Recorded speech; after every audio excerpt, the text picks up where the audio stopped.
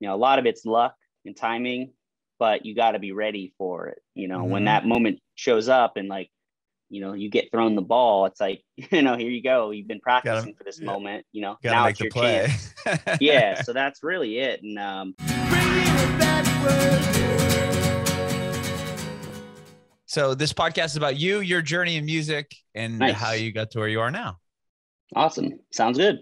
Awesome. I had a chance to speak with Matt a bit about the career of Trivium, so I'd love to get your take on it as well, because I know you joined a little bit later than those guys. Kind of started in high school. I believe they got signed in high school. So yeah, the band, I mean, the initial like high school years, I think was like 99, and then kind of 2003, 2004 is when Corey and I came into the band. I think the band was signed in maybe early 2004 to Roadrunner. And then 2003, they were signed to like Life Force Records. So that was kind of like when the band sort of shifted from like high school band to more legitimate. And then, you know, just from there, just the touring and stuff kind of like worked our way up the ladder, the metal ladder. Sure. I love it. Well, where were you born and raised? I was born in Miami. I lived in South Florida pretty much all my life. You know, even being in Trivium, I pretty much stayed down in South Florida for most of my time with the band. So I'd travel up for rehearsals and stuff. But a couple of years ago, I moved to Chicago, lived there for a few years with my girlfriend. Then we moved back last year to Florida, but I actually moved to Orlando. So this is now the first time I've lived in the same hometown as the rest of the band. And Alex now lives down in Orlando. So it's actually the first time in Trivium's history where like everyone has pretty much lived in the same town. Oh, that's cool. So how far was Orlando from where you grew up initially? About 3.5 hour drive, which wasn't too bad. I'd usually come up and stay with Corey, and you know, we would always do rehearsal for like a week or two, or if we were doing recording, I would just kind of, if we were working in Orlando, I would just stay up there. So I practically lived there like a quarter of the year, half the year when we weren't touring. But it made more sense that if I was going to move back to Florida, especially with my girlfriend, it would be a lot nicer to, you know, be able to go to rehearsal and go home every night and stuff like that. And so that was kind of the thinking about it, especially with the last year, well, almost 2 years, just being really such a crazy experience. It kind of made us realize how important it is that we can always be close enough to where we can do stuff no matter what, even if travel's not there, if there's some reason we can't, you know, fly in or whatever, that we always can meet up. We can go to our hangar, we can record, we can practice, we can do whatever we need to do, even if touring's not there.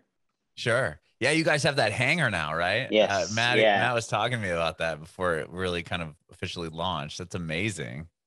Yeah, it's been crazy to watch it come together piece by piece.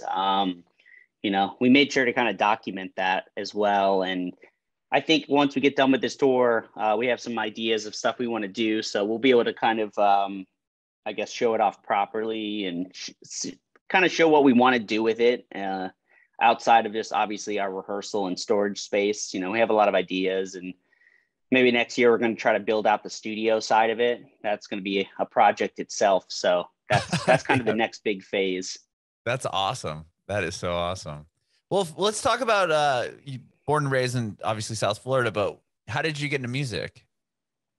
I mean, obviously the first kind of thing with music for me was just kind of whatever friends and stuff were listening to. I mean, my first album, well, the first single I ever bought was Presidents of the United States of America, Lump, Peaches, obviously the big hits. Sure. I really liked them.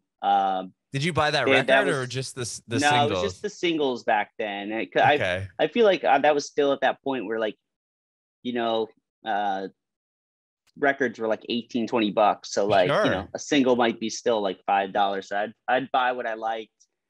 First album I ever bought was, well, my parents bought, was Tragic Kingdom, No Doubt, which you know, I still love that record. It's incredible. You know, that was kind of like my first couple things I bought. You know, whatever was on MTV or was popular on like pop kind of radio at the time, where I guess rock and stuff was still kind of played. And then, you know, I started kind of thinking about wanting to play music, you know, when some of my friends started getting guitars and stuff in school. And there was an event called the Italian Festival at our at our middle school.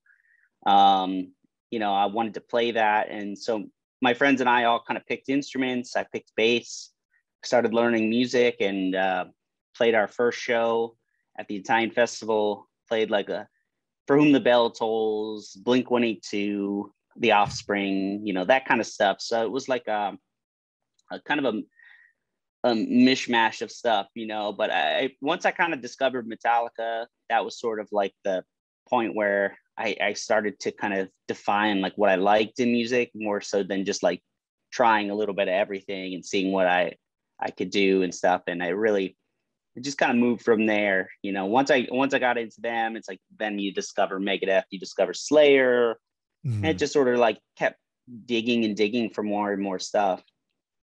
That's amazing. Real quick on the presidents of the United States thing, because it's funny because we're about the same age. I'm like a little bit older than you. But I had the presidents of the United States, the same exact single. And it was, I remember it was green, like it was the Peaches single. And I think on one side it was there. And there was a song on there that had like so much bad words, so many bad words. I think it was like a B-side. Yeah. I can't remember what song it was though. Yeah, that was like, I've always really like, I listened to that, some of their stuff not long ago, because I was just like thinking about that. And I was thinking about how funny it was that this was a big single, like very, very big, and very weird and quirky. And just the 90s definitely had that moment where like you could really hear so many different things. It was very cool that like a band like that could ever have any sort of mainstream success. I think it was just funny to think about then. I mean, now everything is so like tailored to try to be successful that it ends up sounding very flat compared to something that weird that was just like, you know, they probably wrote that and never thought in a million years they'd have probably like a platinum single for something like that. But you know, that's what you know, maybe it's not I don't want to say it's timeless in that like kids are necessarily know about that song, but I just think about it sometimes and I'm like, I guess in a way it's timeless to me because it's so weird, and I think about how weird and funny and like catchy it is. And but it is funny thinking back on those like early records I got. Of course, the first Sublime record, the big 311 record, the blue one, like those were like really big for me in my initial years of picking up bass guitar and just trying to learn stuff. So that's it. So you've always played bass. That was the first instrument you learned? Yeah. I picked up guitar second. It was more out of necessity of like, if I was going to write music, which I wanted to write music, I needed to learn guitar as well so I could show people, you know, the riffs or ideas or chords and stuff. And it was very glad I did. I mean, it's been very valuable for every project I've been a part of. And of course, with Trivium, you know, being able to show Corey and Matt my ideas specifically on guitar has worked well. That's amazing. And I'm curious, so after you started that band, or the band that you played that show at when you guys were younger, the Italian Festival, did that band stay together and start writing originals, or did you stay as a cover band? That was really just that event specifically. The only thing is that me and Nick, who eventually was in Trivium for a brief moment with he was with us on In Waves and Vengeance Falls, but we were like childhood friends and stuff, so like we didn't stay with those other guys in the band, but we ended up starting a band called Militia, which I mean really ran from like the end of middle school into the end of high school for me. A couple different lineups, but I was always like the mainstay of that project, and eventually met Trivium through playing shows all around Florida. You know, we played a show together in Daytona when Trivium was still a 3-piece. Then we played another show in Tampa, this very, very short-lived metal festival called Sun and Steel in Tampa. And that was right when Trivium was signed to Life Force. or actually, I think it had just been signed to Roadrunner, and we're about to do a tour with Iced Earth. Maybe that was a God Forbid. I'm not sure if it was God Forbid or the Iced Earth tour, but essentially they did the tour, and it was like kind of like only a few months later that I was in the band, because they did the first tour. Brent, who was the original bassist, left, didn't want to tour, had a fill-in, didn't work, and then I was looking for a different project. You know, I had graduated high school. I was like, okay, I think I've come to the end of like me doing everything. I need other people that are like-minded in terms of, you know, seriousness and what we want to do. And that was kind of it. You know, that's how it kind of all came together. So you knew right away that you wanted to pursue music as a full-time deal? I definitely wanted to try. I felt that like, at least at the time, you know, like I was serious enough. I felt like I had the skill from just playing for so long at that point, you know, and I think that's one of the things for Trivium is we really were ahead of the curve in that like everyone in the band, you know, had been playing in bands and doing stuff for so long that like when we did get our first like big tour, like, you know, my first big tour with them was the Machine Head Chimera tour. And like, now, of course, those bands were, you know, ahead of us in terms of like just having records and we're tight and, you know, years and years of experience. But, you know, when we got out there, we were experienced enough to, you know, make an impact on some people, you know, and that was kind of the thing was those first couple of years was like, you know, really just the live shows. I looked the other day on Set List FM. I mean, the first year or so in the band, we played like 200 something shows. And then the next year was like 150, 200 shows. Like it's a lot of, we just were bouncing from tour to tour and trying to just like scoop up as many fans as possible from those shows. And that was like, you know, for us, it was kind of the trial by fire. Like you just get thrown into the deep end with all these big bands and stuff. And you kind of have to make an impact with, you know, back then we only had the 2 records. And even a lot of those early tours, like Ascendancy wasn't even out yet. So we were playing songs people didn't ever hear. And like most people didn't even know Ember to Inferno. So it was really like kind of just a cold open for these shows. Was that hard to do? I mean, coming out, opening up for a band that was established and had the fans probably there for them, you got to be the opener. And I would imagine it'd be hard to kind of. I feel like that was kind of like the first 3 or 4 years of the band, even 5 years. You know, we started doing headliners not long after Ascendancy came out, but you know, for every tour we would do like a headliner, and most of that was like headlining in the UK where we did have really early success. But everywhere else was really like, you know, doing a headlining tour like the Road Rage tour or, you know, supporting the Crusade, you know, in clubs and stuff and doing okay. But like, you know, the bigger stuff was like opening for bands, and, you know, it was always like you're trying to prove stuff, you know, and it's just funny now, like obviously we're the main support of this tour, but it's like different because, you know, we're not like a new band to people, you know. I feel like most people in the crowd maybe know the name, at least at minimum know the name, for sure, you know, but yeah, you know, there are people that don't know us, but enough people know us to where it doesn't feel like we have to spend most of the show trying to be like, hey, you know, we're this band and give us a shot. It's like we come in with a lot of history now, so it's a much different experience, you know, but it is still, you know, a challenge. You know, you're trying to win those people over in the 40 minutes that don't know you, or people that just, you know you but have never really had that moment for it to click, you know. And I think the live show is where it clicks for people. And I still, you know, online and in person, people always tell us the first time they ever saw us, you know, and how those moments like really made a big, you know, impact for them. And you know, so every show I try to take that serious of like, you know, there's someone in the crowd tonight, this is going to be their first time seeing us, and this could really kind of be the thing that makes or breaks it for us to win that person. Which is interesting for me to hear, because you have 10 records, and you know, you're just seeing if I would imagine a lot of people would just even recognize the name, like you said, like, oh, I know who Trivium is, right? And like to still have that mindset that you need to win these people over is I mean, I guess it might be something that'll never go away.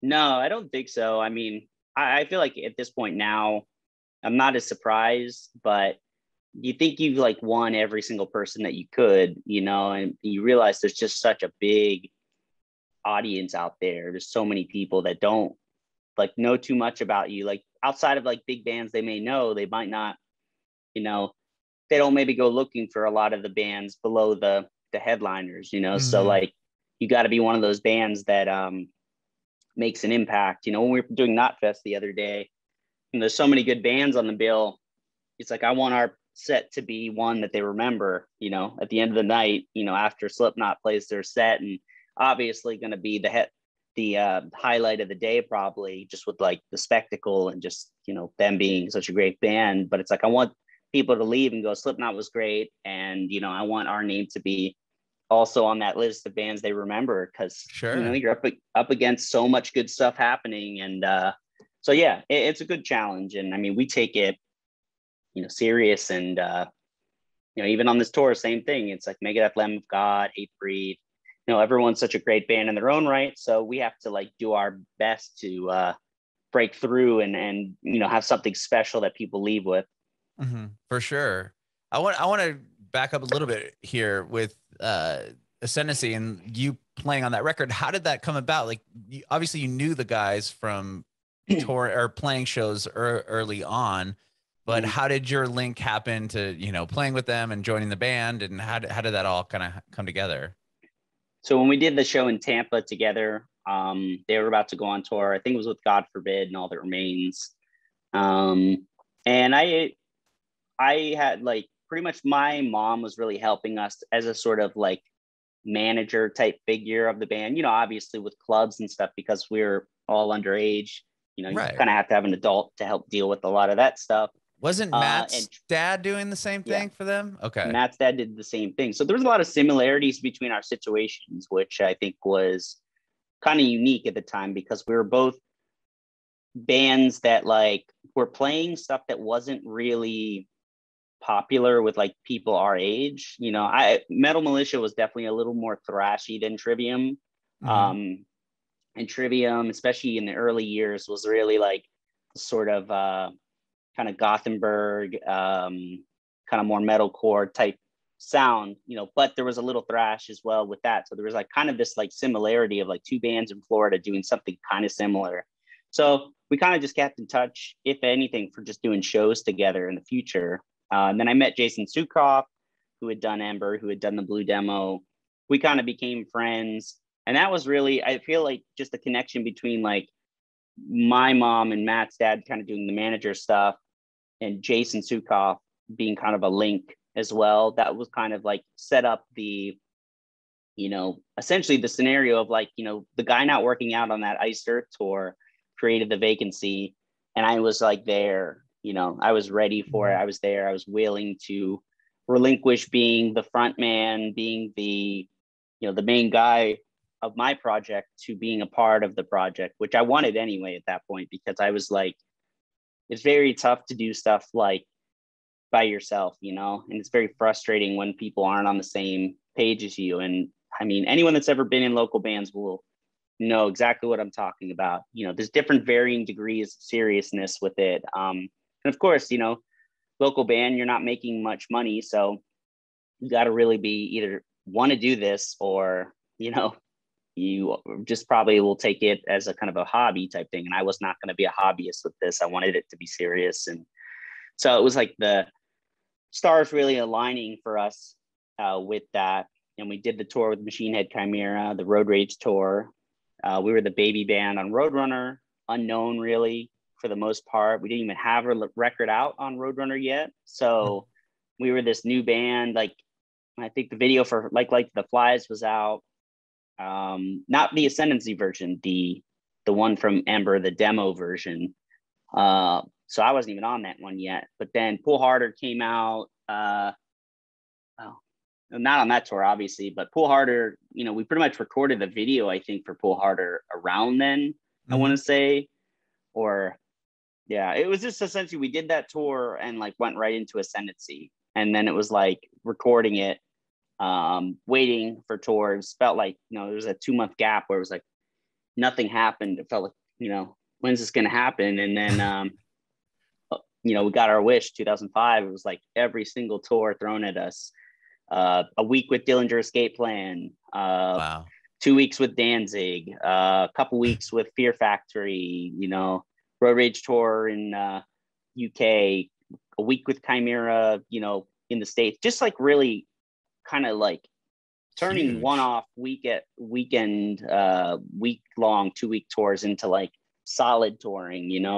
So we were just bouncing around in our van a lot. I feel like we played in Philly and New York like every couple of weeks for the first couple months of 2005. But it was good. It was like really like it helped us to kind of hone our skills quite a bit, because when we got to Europe and Ascendancy came out, like the buzz for us in the UK was just like through the roof.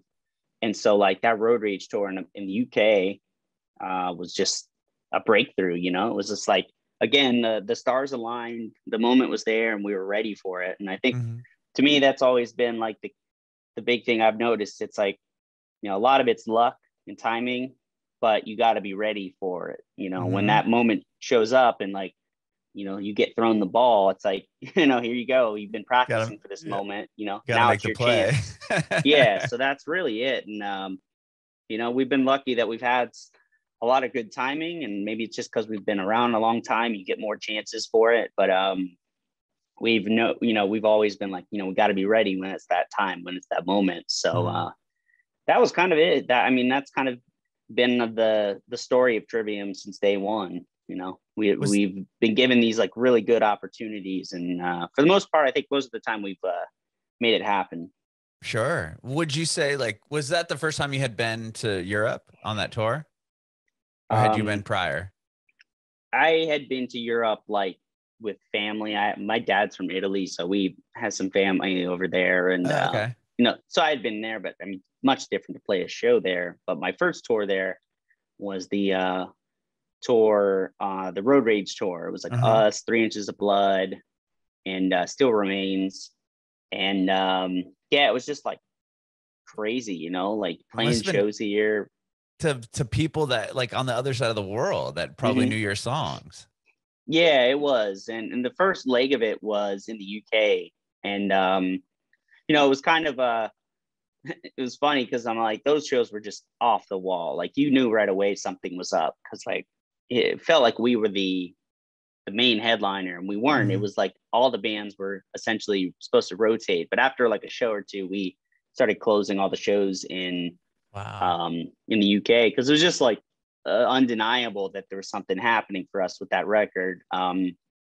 Europe was a little bit more of a back to what we were expecting, which was playing all these shows to like a good night, couple hundred people, some nights a little less. Like first time playing in Warsaw was maybe like 70-80 people, but 70-80 people in Warsaw was more than I had ever played to in Warsaw, because that was the first time. Right. So it was like, it's not bad. It wasn't like one person.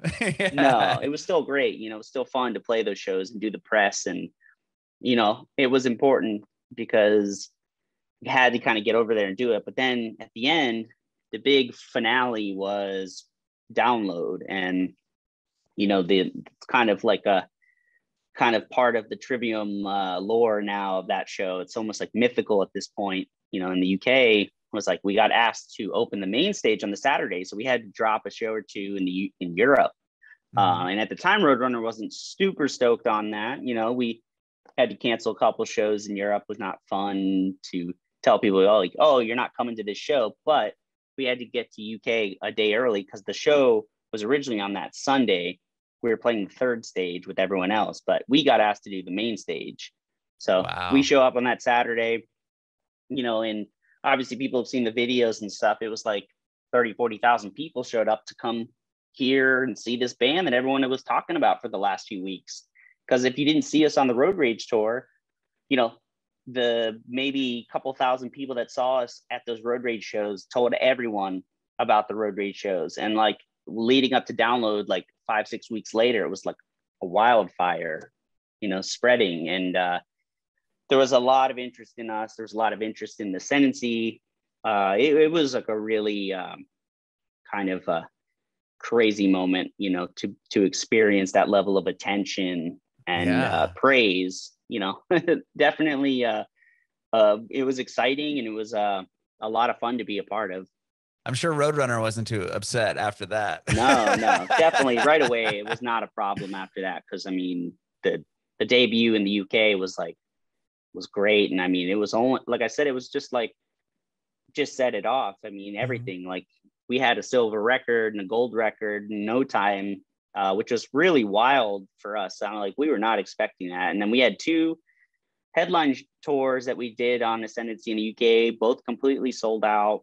Wow. First one was like, these club shows. And then the second one, we were even playing in like bigger halls and venues, like places like Motorhead plays, and, we're selling it out. So it was like a real shock, but it really set us up for being able to tour in Europe, because Europe took a lot longer to kind of crack. It wasn't until really in waves that it all kind of fell into place. But being able to tour in the UK like that helped us to kind of push into Europe. It's kind of the same in the US. We've been working at it for so long, it took us a while, but we kind of cracked the code of like what works and how to get things to work in our favor here. And, so now it's like, I feel like this tour is kind of a culmination of a lot of this effort that we've put in all these years. And of course, the last 2 years having no shows and stuff, it was sort of like in a weird way, it kind of worked like to kind of reset things, like there's no shows and stuff. I feel like people kind of like, now that everything's back, it's like, or somewhat back, back. People are kind of like, yeah, I want to see this band, like maybe like thinking about it, like if they have like the choice now, it's like, so many options to go see bands. And I mean, the tour itself has been like such a success, and I feel like people are really enjoying just the lineup and everything, but for us, it feels good because it's like, this is everything we've been working towards. So it seems to be going in the right direction. For sure. I mean, what was it like coming out on a stage for the first time in probably a year and a half? Emotional? Yeah, it was just like, felt good. It just felt like normal again. Right. Like flying out was even weird. It was like, this feels normal, like us getting together at the airport and heading out on the road together, getting on the bus, getting settled in, all the like little things that you just were doing forever, like multiple times a year, and then just not doing it. And so felt good. I mean, that's really the thing for me. It just felt normal and good. And, we had like 2 years at home, and it was amazing. And, obviously the 2 months prior to the tour, like I had a daughter, and then Alex has a daughter, like literally born 2 days apart. It was like all this crazy stuff happening, all this like life-changing stuff, while we also made the record and all that stuff. So it was like a very busy year at home. And, coming off this tour, going home tomorrow, it's going to be interesting because like, I haven't had that like experience of coming home from a tour in just as long as I haven't experienced going on tours. So that's going to be really fun to kind of like, that part of it. I always love, when you've had a fun tour, but it's time to come home, and, that's a good feeling as well. And now obviously with having a daughter, just a whole new thing to kind of have. Get to go home to her. That's amazing. Yeah. Your new record's coming out next month? Comes out October 8th. So almost 2 weeks. Like 2 weeks. Tell me about the album. Was that something that was started prior to the COVID lockdown thing, or was that a record you guys started after the fact? Well, it was not in the cards at all, because we released the last record, What the Dead Men Say, in April of when was it, last year or the year before? And so the plan was to tour like normal, year and a half, 2 years of touring, move on to the next record, so we really were just like, once it became apparent this tour was getting moved, like we knew everything was going away, and it was like, okay, well, we're going to do the big stream event, A Lighter Distant Mirror. That's going to be our touring for What the Dead Men Say. Essentially, it's one big show, one big ticketed show. And of course, we did the 2 little DIY kind of Twitch shows we did on Matt's stream, the Deepest Cuts, which was like real fun, just playing songs that we don't normally play. But we knew, okay, after A Lighter Distant Mirror, it's time for the record. We're going to start working on it. We're going to tell Roadrunner, give them a heads up, let them know what we're doing. And, you know, they were like at first a little shocked that we wanted to work on a new record. We told them that we did have some ideas that we wanted and that we would have enough time that if things weren't really sounding good and you weren't pleased, we could just kind of take our time with it and get it right. So I think there was like the understanding that like we were going to take our time and we weren't going to rush this. And we did take our time. And so the pandemic, you know, it opened up that possibility for a new record a lot sooner. So we'll never know what the album 10 in another timeline is like when we have a bit of touring and we come off the road and do that. But I can say without a doubt, I think it would be much different than this one. Because I think one, like all of us moving to Florida to live together in the same area to write and record this record, to kind of make that call to do that was not in the cards at all. You know, that was not a plan we had. The Hangar was not a plan we had. I think we could have definitely had something like that eventually, but I don't think we were thinking that far ahead yet. You know, it's sometimes you gotta like have something just be that that's like spark that like kind of sets you going down a different path than you maybe were thinking. And I don't want to say that COVID has been a good thing because it's definitely not been. But it was like the crisis that happened and that we responded by doing some stuff that we weren't thinking about before, but it presented itself and we took the opportunity, you know, the Hangar, the album, the live streaming event, all of us moving to Orlando, just very, very big changes. But it was a big, you know, it's been a big, crazy couple of years. So we responded by doing something to, I guess, something more positive out of all this craziness. And I'm excited for people to hear this record because I felt it was a challenge, you know, to follow up a record so soon and to follow up two records that were pretty well received, I think.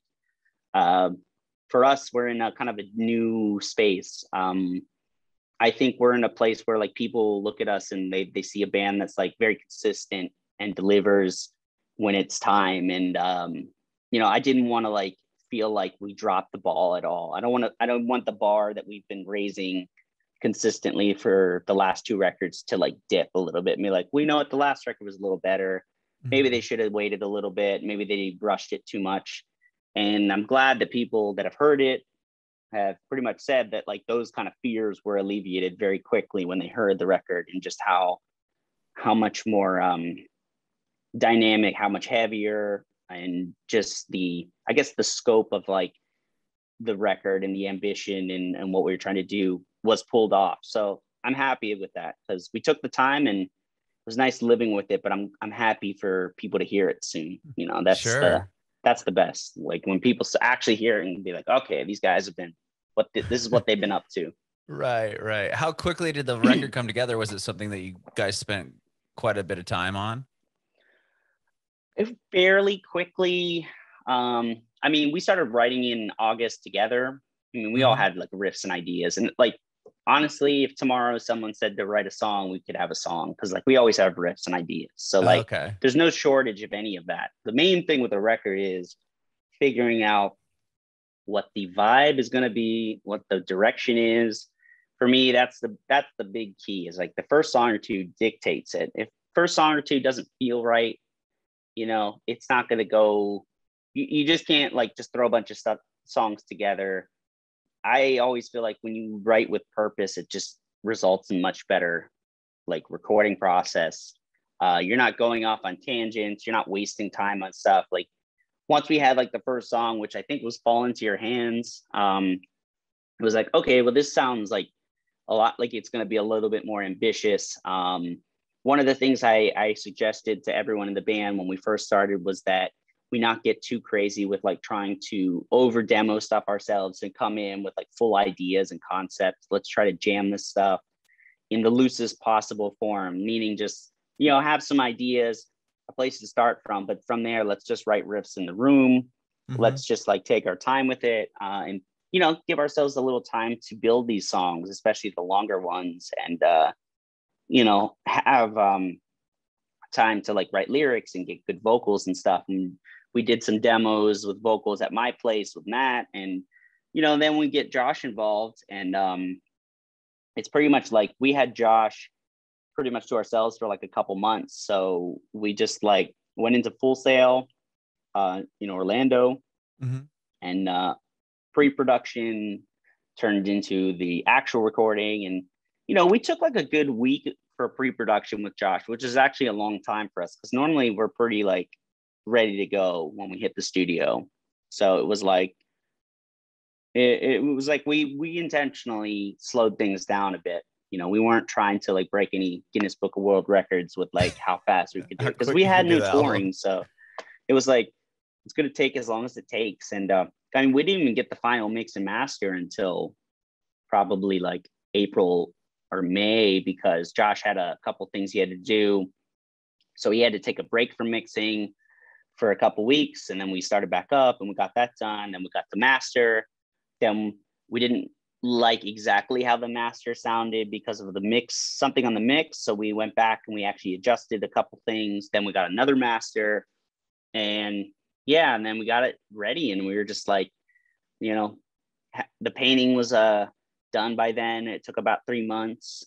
We had ideas for like, what the videos and stuff were going to be. So it was like a lot of work going on behind the scenes for us, even though nothing was happening. And then of course, we just had our fingers crossed for the tour. It was like, what's it going to be? And of course, it did get moved a little later to August, but it worked out good for us with all the newborns and stuff. It was a little bit shorter, which actually, I think now I'm actually happy it was like this amount of dates. The original was like a pretty beefy tour. So I think, it was like 40 shows, I think. Oh, wow. I mean, you still did a lot of shows. The this was a big tour. Kind of got postponed, right? Your last show's tonight. Last show's tonight, Minneapolis. But hopefully we're it's feeling good. Like there could be possibly a second leg of the tour, which I think with the success of this and the fact that we were able to finish it and have no cancellations of any shows was very, very good. So I think leg 2, if it happens, sometime next year, I hope that we can make up any shows we canceled from the original and maybe add in some more that weren't on there. That's awesome. Well, I would imagine tonight's going to be insane. It's another sellout, which is huge. Yep. And then you get to go home to your family. That's awesome. Yeah. Can't complain. It's been nice to have like, the thing you love the most come back, this is like this and recording, of course, I love both things, but I mean, this is a big part of it. Like a lot of the inspiration and ideas come from doing the shows and being out, and just like, I don't know, it's like you're focused and you're so immersed in what you love and what you're doing that it's just like a necessary part. And I'm glad we were able to make this record without that. I was kind of curious, like, what would a record without touring sound like on the follow-up? How do we inspire ourselves with none of the stuff that normally inspires us? Like I said, like the travel, the shows, the hanging out, all the kind of stuff that goes into it. And I'm very pleased with the results, but I am looking forward to like touring these next couple of years, because we're really touring for 2 records. And so I think I hope that the years of touring to come like really inspire something special on the next one. We're definitely going to take album 11, whenever that is, just as serious as album 10, just as serious as every prior one, and try to top ourselves, try to find something new to add in there if we can. And that's kind of like, that's just pretty much for me and for everyone in the band. That's like our thing, just really trying to stay inspired and feel like a band that's relevant and that's trying, and not giving up, not kind of getting into the cruise control years of nostalgia and stuff. It could be very easy, especially with 10 records. I mean, it's tempting, because it is easy to kind of do. Yeah, fall back into just playing the classic hits and just doing that as a set. Yeah, it's it's always there. And maybe once we get to the couple more records, we can do what Maiden does, where you just tour on and say like, hey, we're going to do this era of the band, you know, and then the next tour is for the new record. And then the next is like, this is the nostalgia, this era of the band tour, and then do a new record. You know, they've actually mastered the way they do their touring. I think it's incredible. I think, and it's like they've been able to stay relevant and exciting and keep making music they love, but also they have such a catalog that, like, you know, it's undeniable. They can just tour, they can just throw a dart at the board and hit a record and be like, we're going to play these 2 records tonight, you know, and it would be a classic set. And even if it doesn't have half the big songs, it still feels good. So that's what we're trying to build towards. It's like where, you know, we play 40 minutes tonight, and it's mostly new stuff. And the vibe of the show is like we're playing older classics to a bunch of, like, you know, diehard Trivium fans. So that's really the thing. It's like being able to make that music that still connects like that. And but it's hard, 40 minutes picking a set, you know. Yeah, especially with two records, right? I mean, 2 newer ones. Not easy, because you want to get in those songs, I would imagine. Yeah, it's not easy because you know, people have been listening to those for a couple of years and want to hear them, but they also want to hear maybe a big older song too. So we're always trying to balance it out, you know. And the shorter the set, the harder it becomes. For sure. Well, Paolo, thank you so much, man, for doing this. I know you've had a big, long tour. You got a sellout show tonight that you have to prepare for, but I appreciate your time. Thank you so much. Appreciate it. Yeah. I do have one more question before I let you go. I want to know if you have any advice for aspiring artists. Yeah.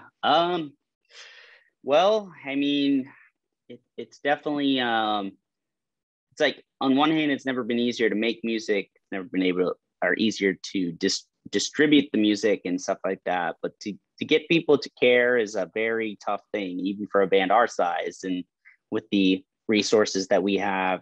I think the main thing is just, like, you know, kind of being aware of, like, how much it takes to get people into what you do, and not to get discouraged when it doesn't happen right away. And to always be very introspective when things don't work. Because the one thing I've noticed is, like, when stuff goes bad, a lot of projects, a lot of acts, a lot of artists, first thing to do is to kind of, like, look for others around them that maybe dropped the ball, which, you know, maybe that is something that could happen. But, you know, always think about, like, what did you do that maybe didn't work and why?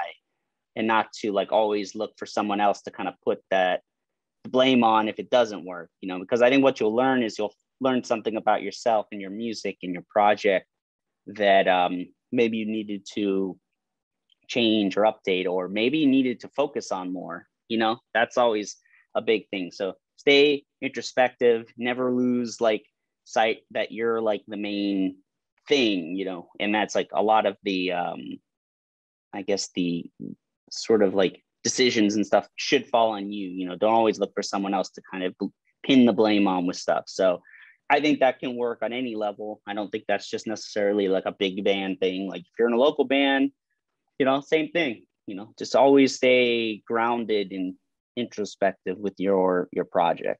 Bringing it backward.